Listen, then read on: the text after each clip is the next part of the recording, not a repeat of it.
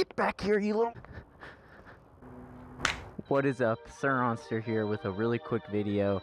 This is the safety check that I do before every ride. It should only take about a minute and it could save you an arm and a leg. Let's jump right in. Yeah, I'm on my own. I don't need no one, I don't. First things first, you want to check your brakes. Make sure the bolts securing the caliper and the rotors are tight.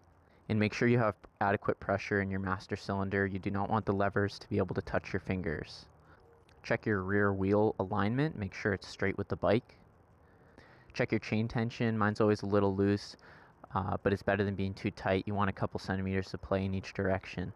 Make sure the nut holding in your front wheel hasn't fallen out.